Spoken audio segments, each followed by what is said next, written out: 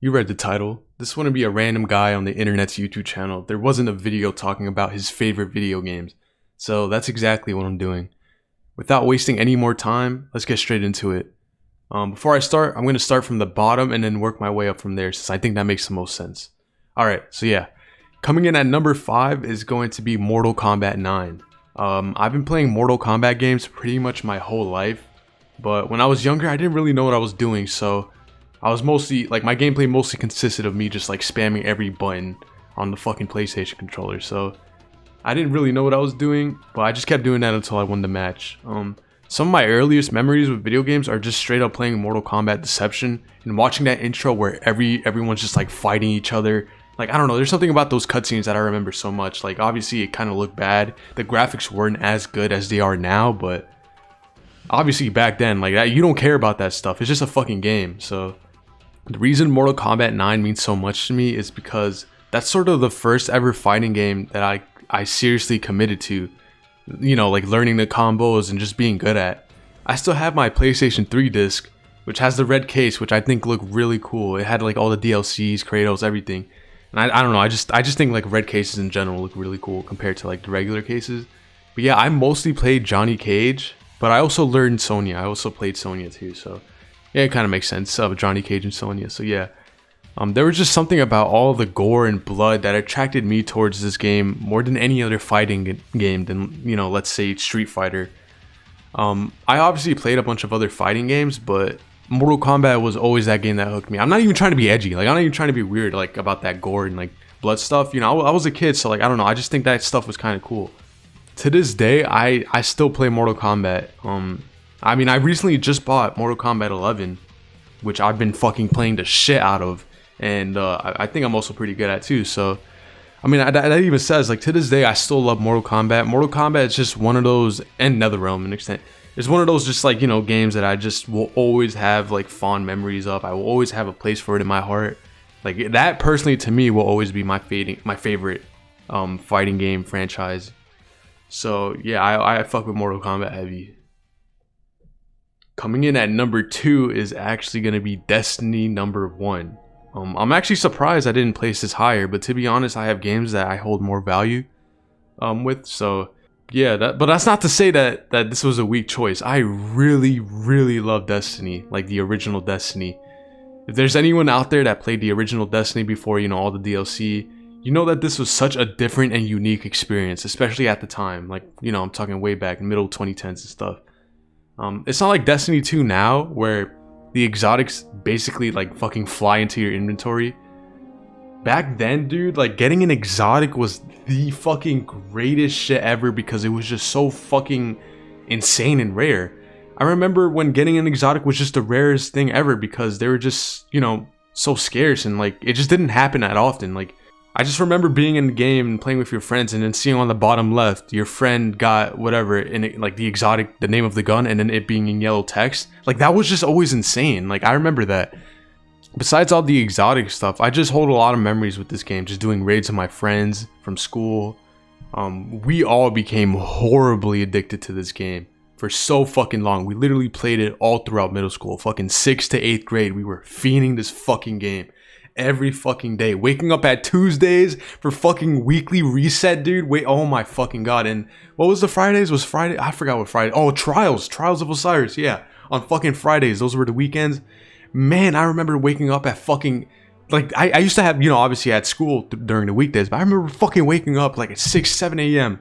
just to get on Destiny before school to see what Zer was selling, just to see, you know, what the weekly reset was. For those of you guys who do know what that is, I don't know, I really fucking love this game, and even when the DLC started coming out, like the Taken King, and I forgot the one right after, oh, the Rise of Iron, they were still really good fucking DLCs. It's not like, you know, now.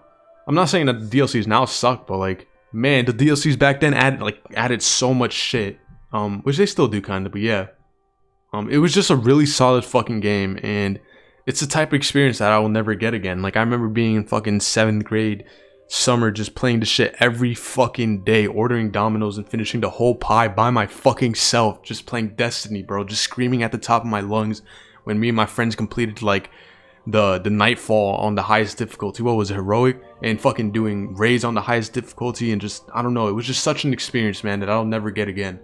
And I hold a lot of love for that game.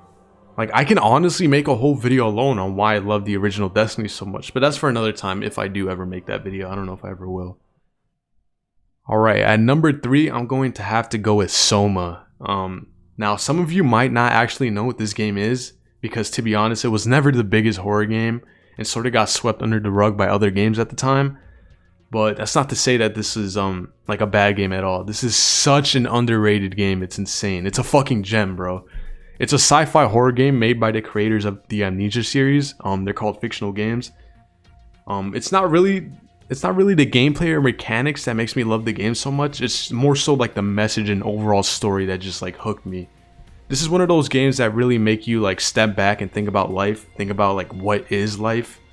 The main point of this game, or at least what I thought it was, is like, can you still call yourself a human if you don't have, even if you don't have like the biological markings of one, but you know, you have all the memories and feelings. Basically, this game takes place after like a world-ending event. I'm pretty sure it was like a fucking like asteroid or something, like wiped out everyone. But basically, it takes place in a time where humans are resorting to placing their consciousness into robots to live on forever, you know?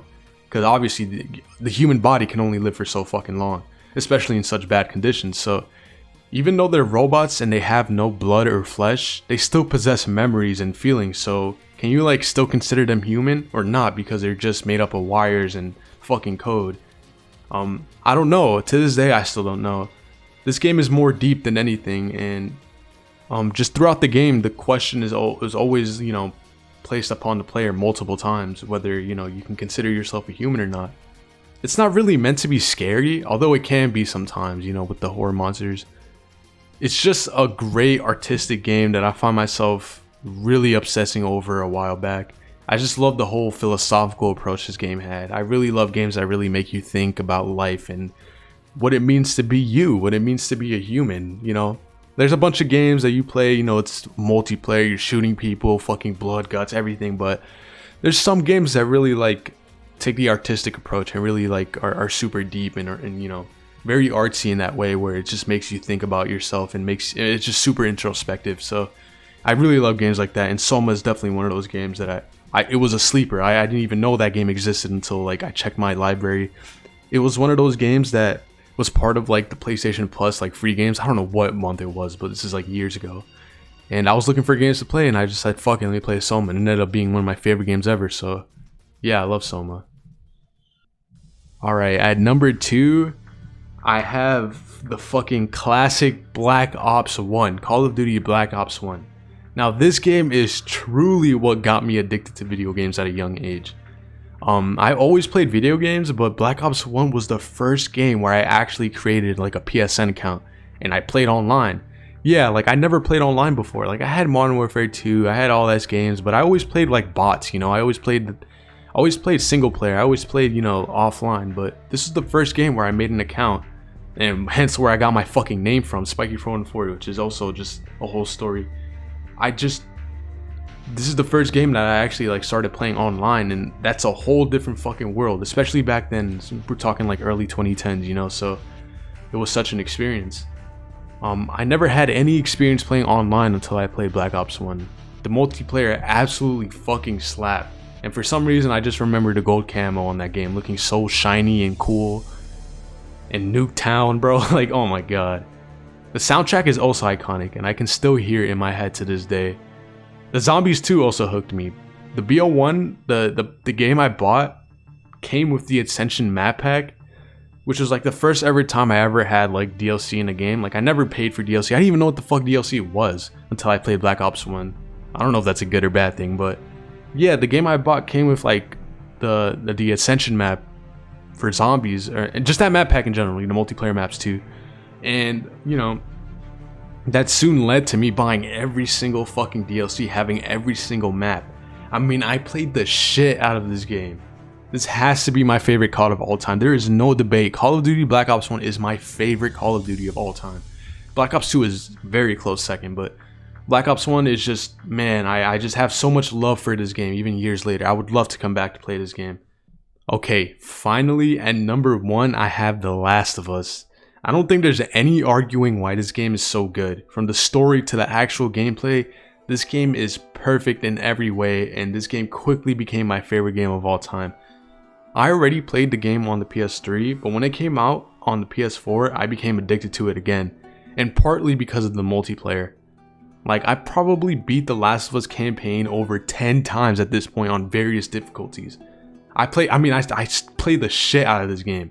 It's one of those games I play on and off no matter what time it is, no matter what year it is.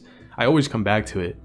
I even decided to go for the platinum back in April 2021, which took me over 2 weeks of straight playing this game, watching fucking 3-hour long YouTube videos, trying to find every single little fucking note, every single little thing. I did that because I was just so passionate about this game. I really wanted the platinum. And I got it. You know, after playing this game for hours straight, fucking, it was worth it. I loved getting the platinum for this game.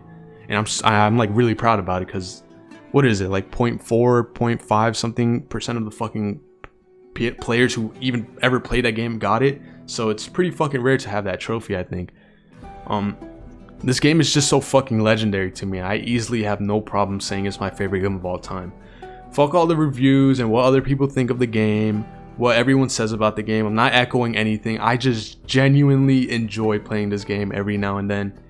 And, you know, I still love playing it even though I know how everything plays out. It's just such a good fucking game. It's timeless. It's a timeless game. You can't go wrong with a timeless game.